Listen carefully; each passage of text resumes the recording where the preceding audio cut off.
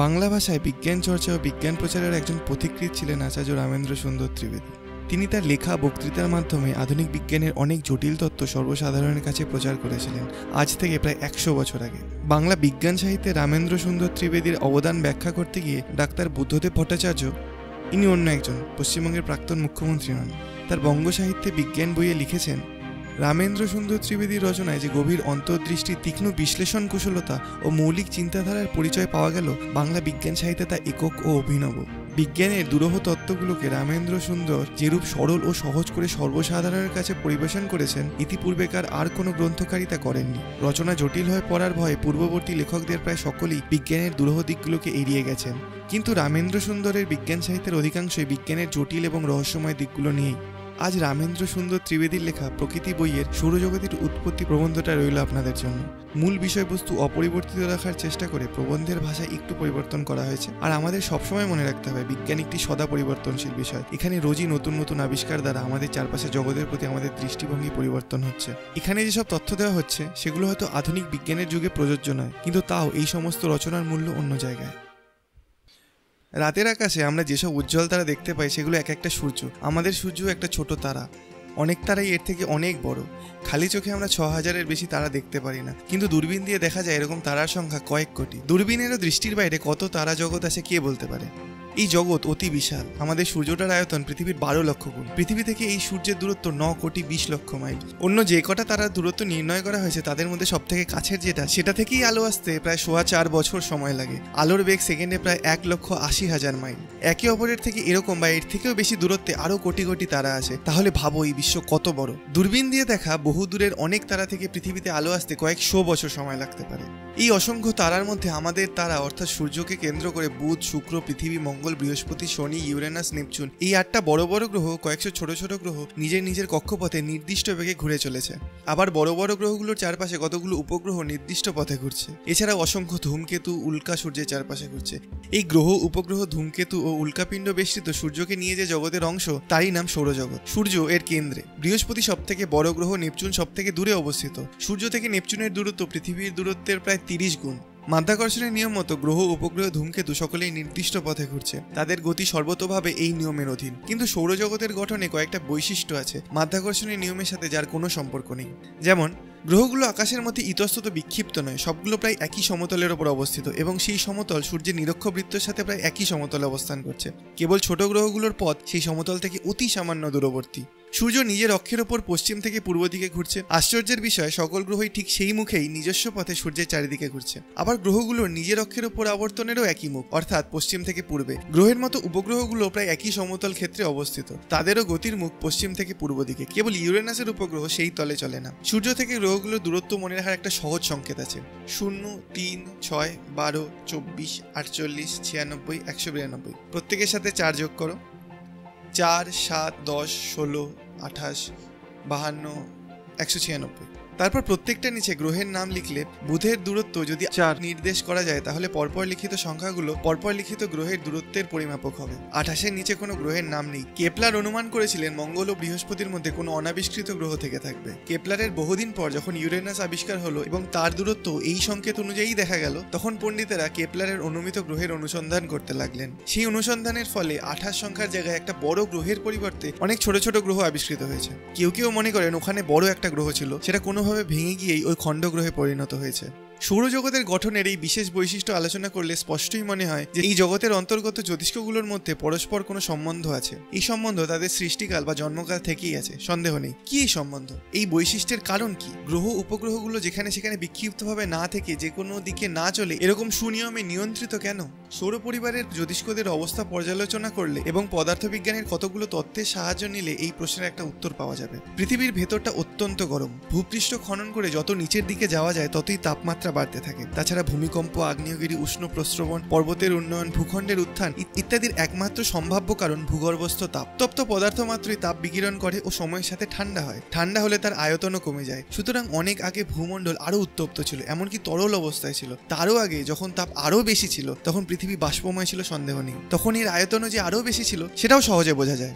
সূর্য অবিরাম তাপ বিকিরণ করছে। একটা কয়লার পৃথিবী তৈরি করে সেটাকে 36 ঘন্টা পোড়ালে যে পরিমাণ তাপ সৃষ্টি হবে, সূর্যপৃষ্ঠের প্রতি বর্গফুট থেকে প্রতি ঘন্টায় সেই পরিমাণ তাপ প্রতিনিয়ত বিকিরণ হচ্ছে। বিকীর্ণ তাপের 22,70,00,000 ভাগের 1 ভাগ মাত্র পৃথিবীতে এসে পড়ে। তাতেই পৃথিবীতে এত কাজ চলছে। মনে করো তাহলে পুরো তাপের পরিমাণ কত।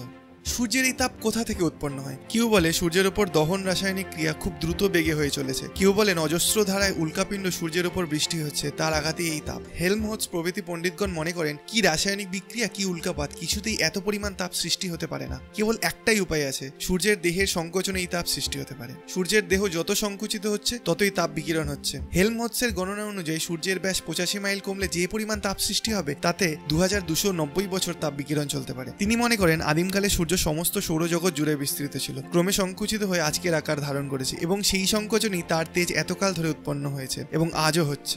এছাড়া এত পরিমাণ তাপ উৎপন্ন হওয়ার আর কোনো কারণ থাকতে পারে না। এই সমস্ত বিচার করে সৌরজগতের ক্রমবিকাশের ধারা বের করার চেষ্টা করা হয়েছে। বিখ্যাত ফরাসি বিজ্ঞানী ল্যাপ্লাস সৌরজগতের বিবর্তন সম্পর্কে যে মত প্রচার করে গেছেন, এখানে তার বিবরণ দেওয়া হলো। জার্মান দার্শনিক ক্যান্টও এই মতের পক্ষপাতী ছিলেন।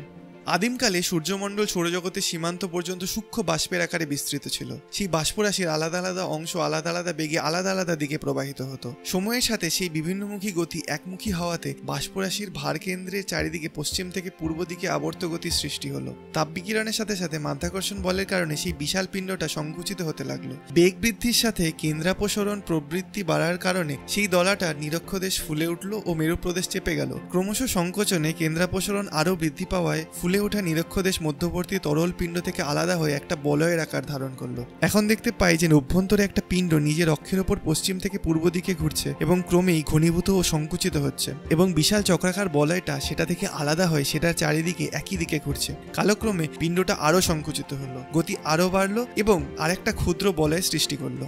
এরকম করে এখনো পর্যন্ত 9টা বলয় তৈরি হয়েছে এবং মধ্যস্থ তরল পিণ্ড ঘনীভূত ও ছোট হয়ে আজও প্রবল বেগে নিজের অক্ষের ওপর আবর্তন করছে এবং আজও শরীরের সংকোচন দ্বারা তাপ সৃষ্টি হয়ে দিগন্তে বিকিরিত হচ্ছে। এক একটা বলয় এক একটা গ্রহের সৃষ্টির কারণ। সেই বলয় চিরকাল একইভাবে থাকতে পারে না। বিভিন্ন অংশে বিভিন্ন পরিমাণ সান্দ্রতা বা ভিসকোসিটি থাকায় ও বিভিন্ন বলের কারণে ছোট বড় সহস্রখণ্ডে সেটা ভেঙে যায় এবং খণ্ডগুলো বিভিন্ন বেগে একই পথে চলতে থাকে। পরে কালক্রমে এই খণ্ডগুলোই পরস্পরের আকর্ষণে একসাথে জোড়া লেগে একটি পিণ্ডের আকার ধারণ করে। আগে যেটা একটা বলয় ছিল সেটাই আবার গোল হয়ে সেই বিশাল আদিম মধ্যবর্তী পিণ্ডটার চারিদিকে ঘুরতে থাকে। এই ক্ষুদ্র গোলকটাই একটা গ্রহ। আবার সেই বৃহৎ পিণ্ড যে কারণে ঘনীভূত হয়ে নিজের শরীর থেকে গ্রহের সৃষ্টি করলো, ছোট পিণ্ড অর্থাৎ গ্রহ সেই কারণে ক্রমে শীতল ও ঘনীভূত হয়ে নিজের থেকে ছোট আকারে বলয় সৃষ্টি করে এবং সেই বলয় আবার পিণ্ডত্ব প্রাপ্ত হয়ে ক্ষুদ্রতর উপগ্রহের সৃষ্টি করে। এইভাবে পৃথিবীর এক এবং মঙ্গল ও অন্যান্য গ্রহের একাধিক উপগ্রহের উৎপত্তি হয়েছে। পৃথিবী এখন তরল থেকে কঠিন হয়েছে। এখন এর আর বলয় সৃষ্টির সম্ভাবনা নেই। তবে আবর্তনজনিত কেন্দ্রাপসরণ বলের প্রভাবে পৃথিবীর নিরক্ষদেশ আজও ফুলে আছে এবং উত্তর ও দক্ষিণ মেরুপ্রদেশ একটু চাপা হয়ে আছে। শনি গ্রহের বলয় আজও আছে এবং তার পরিবর্তনের চিহ্ন নিয়তই লক্ষ্য করা যাচ্ছে। কেবলমাত্র যুক্তির উপর বৈজ্ঞানিক নির্ভর করেন না, গণিতের সিদ্ধান্তগুলোকে পরীক্ষার দ্বারা নিজের চোখে দেখতে চান। ফরাসি পণ্ডিত প্লাটো তেলের তরল পিণ্ড তৈরি করে সেটা কৌশলে ঘুরিয়ে তা দিয়ে তেলের সূর্য ও তেলের গ্রহ তৈরি করেছিলেন। বিশাল সৌরজগতের অনুকরণে একটা ক্ষুদ্র তৈল জগৎ তার পরীক্ষায় তৈরি হয়েছিল। কিছু ঘটনা এই তত্ত্বের বিরোধী। অনেকে সবকিছু মীমাংসার চেষ্টা করেছেন, তবে সব ক্ষেত্রে সঙ্গত মীমাংসা পাওয়া যায়নি। সব গ্রহই পশ্চিম থেকে পূর্ব দিকেই চলেছে।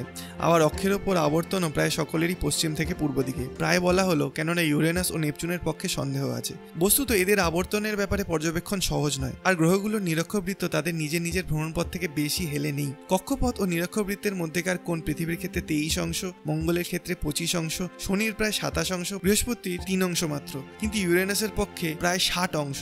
গ্রহগুলো যেসব উপগ্রহ আছে তারাও পশ্চিম থেকে পূর্ব দিকেই ঘোরে। এই সকল দেখে মনে হয় ইউরেনাস এবং সম্ভবত নেপচুনের উৎপত্তির সময় এমন কোনো কারণ ছিল যা পরবর্তী গ্রহগুলোর সময় ছিল না। সূর্য থেকে যত দূরে যাওয়া যায় গ্রহগুলোর আয়তন তত বাড়তে থাকে। বুধ, শুক্র, পৃথিবী ও মঙ্গলের তুলনায় বৃহস্পতি, শনি, ইউরেনাস ও নেপচুন অনেক বড়।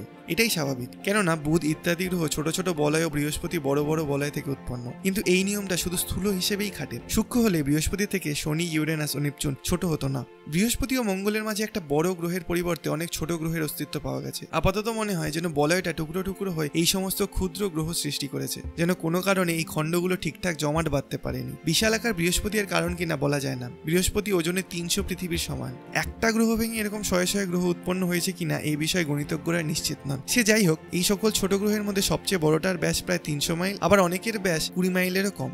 বড় গ্রহের উপগ্রহের সংখ্যা ছোট গ্রহের উপগ্রহের সংখ্যার থেকে বেশি হওয়া উচিত। বাস্তবে মঙ্গলের উপগ্রহ দুটো, তৃতীয় উপগ্রহ বোধহয় আছে। বুধ ও শুক্র উপগ্রহহীন পৃথিবীর একটা মাত্র উপগ্রহ। বৃহস্পতি প্রভৃতি বিশালাকার গ্রহের অনেক উপগ্রহ। আধুনিক পদার্থবিজ্ঞানের উন্নতির সাথে চারিদিক থেকে নতুন প্রমাণ এসে সৌরজগতের বিবর্তন সম্পর্কে এই মতকেই সমর্থন করছে। আদিতে পৃথিবী ও সূর্য এক ছিল। এটা যদি সত্যি হয় তাহলে পৃথিবী ও সূর্য একই পদার্থ দিয়ে তৈরি হওয়ার কথা। এতদিন এই প্রশ্নের উত্তর কল্পনাও করা যেত না। আধুনিক আলোক বিশ্লেষণ দ্বারা নিঃসংশয়ে প্রমাণ হয়েছে যে সূর্যেও লোহা, তামা, দস্তা, সোডিয়াম, হাইড্রোজেন প্রভৃতি পার্থিব পদার্থ প্রচুর পরিমাণে আছে। ছোট গ্রহের সবার আগে ঠান্ডা ও কঠিন হওয়া উচিত। বড় গ্রহের সেই একই অবস্থায় পৌঁছতে বেশি সময় লাগা উচিত। গ্রহের প্রকৃত অবস্থা দেখলে এরকমই মনে হয়। চাঁদ সবার থেকে ছোট। এটা একদম কঠিন হয়ে গেছে। জল ও বায়ুর লেশ মাত্র এতে নেই। যদি থাকে তাহলে সেটা কঠিন অবস্থাতেই আছে। এর প্রকাণ্ড আগ্নেয়গিরিগুলো অনেকদিন আগেই অগ্নুৎপাত ত্যাগ করে নির্জীব হয়েছে। সুতরাং এর ভেতরটাও ঠান্ডা হয়ে গেছে। আবার পৃথিবী চাঁদের থেকে 50 গুণ বড়। এর অভ্যন্তর আজও অগ্নিময়। উপরিভাগ শীতল বটে, কিন্তু তাও পৃথিবীর কিছু অংশ বাষ্প, কিছু অংশ তরল আকারে বর্তমান আছে। পৃথিবীর জীবন শেষ হতে এখনো অনেক দিন বাকি। শুক্র ও মঙ্গল বয়সে ও আয়তনে অনেকটাই পৃথিবীর মতো। তাদের প্রাকৃতিক অবস্থারও অনেকটা পৃথিবীর সাথে মিল আছে। মঙ্গলকে ঘিরে বায়ু আছে। এর উপরিভাগ মহাদেশ ও মহাসাগরে বিভক্ত। এর মেরু প্রদেশ বরফ দিয়ে ঢাকা থাকে। গ্রীষ্মকালে বরফ গলে যায়, আবার শীতকালে এলে আগের অবস্থায় ফিরে যায়। শনি ও বৃহস্পতি যেরকম বিরাট, এদের অবস্থাও সেরকমই। বোধহয় এরা এখনো পুরোপুরি কঠিন হয়নি। বৃহস্পতি আকারে সব থেকে বড়। তার অবস্থা অনেকটা সূর্যের মতোই। রাশি রাশি বাষ্পীয় পদার্থ বিরাট মেঘের মতো তার বিশাল শরীর ঢেকে রেখেছে, যেগুলো প্রচন্ড গতিতে এদিক সেদিক উড়ে বেড়াচ্ছে। প্রবল বাতাসের মতো প্রচন্ড বেগশালী বাষ্প বৃহস্পতির পৃষ্ঠদেশে সবসময় বয়ে চলেছে। শনিও অনেকটা বৃহস্পতির মতোই। আমাদের সৌরজগৎ সম্পর্কে যা বলা হলো তা অন্যান্য তারকা জগতের ক্ষেত্রেও খাটে। প্রত্যেকটা তারাই হয়তো এক একটা জগতের কেন্দ্র স্বরূপ। প্রত্যেকটা জগতই হয়তো এই একইভাবে সৃষ্ট। তবে কোনোটা প্রাচীন, কোনোটা বা আধুনিক, কোনোটা বা শীতল ও নিভে যাওয়ার দিকে, কোনোটা আবার সবে সবে জ্বলে উঠেছে। আলোক বিশ্লেষণ করে দেখা গেছে যে সকল তারাই একই পদার্থ দিয়ে গঠিত। পণ্ডিতরা তারার আলো দেখে তার বয়স নির্ধারণে সক্ষম হয়েছে। কোনো কোনো নক্ষত্র বহু যুগ ধরে আলো বিকিরণ করে অবশেষে গ্রহের মতো নিষ্প্রভ ও নির্বাপিত হয়েছে। যদি এটাই সত্যি হয় তাহলে আকাশে এরকম জ্যোতিষ্ক দেখা সম্ভব যারা আজও জীবিত, যারা আজও আদিম বাষ্পময় নিহারিকা অবস্থায় আকাশে বিস্তৃত, যাদের শরীর থেকে হয়তো ভবিষ্যতে গ্রহ উপগ্রহ বিশিষ্ট জগৎ সৃষ্টি হবে। অষ্টাদশ শতাব্দীতে এরকম পদার্থের আবিষ্কার হয়েছিল। দূরবীনের সাহায্যে আকাশে কুয়াশার মতো যেসব নিহারিকা দেখা যায়, স্যার উইলিয়াম হার্শেলের মতে সেই সব নিহারিকা সেই আদিম বাষ্পময় জগৎ। স্যার জন হার্শেল তার দূরবীনের সাহায্যে দেখিয়েছিলেন যে তাদের মধ্যে অনেকেই বাষ্পময় নয়, তারা অনেক দূরে থাকা ঘন নক্ষত্রপুঞ্জ মাত্র। সেই থেকে কিছু কিছু জ্যোতিষী তাদের বাষ্পময়ত্ব অস্বীকার করে ল্যাপ্লাসের ব্যাখ্যা করা জগতের বিবর্তনবাদ ভিত্তিহীন মনে করতে লাগলেন। কিন্তু আলোক বিশ্লেষণ করে পাওয়া গেল যে তাদের কতগুলো নক্ষত্রপুঞ্জ হলেও অনেকগুলোই আসলে বাষ্প। এ নিয়ে আর কোনো সন্দেহই নেই। এই আবিষ্কারও নিহারিকা থেকে জগতের উৎপত্তির তত্ত্বই সমর্থন করে। ধূমকেতু কি? ধূমকেতু ও মাধ্যাকর্ষণ বলের কারণে সূর্যের চারিদিকে ঘুরছে। এদের আকার নানা রকমের হয়, আয়তন বিশাল। 1861 অব্দের ধূমকেতুর লেজ প্রায় 2 কোটি মাইল দীর্ঘ। 1843 অব্দের ধূমকেতুর লেজ দৈর্ঘ্যে 11 কোটি মাইল, কিন্তু মাথাসহ এদের ওজন খুবই কম, 2/10 মাত্র। সামান্য কারণে এরা কক্ষভ্রষ্ট হয়। আলোক বিশ্লেষণ করলে এদের দেহে বাষ্পের অস্তিত্ব পাওয়া যায়। অনেকে অনুমান করেন এরা সৌরজগৎ যেই উপাদানে তৈরি সেই বাষ্পরাশির অবশেষ মাত্র।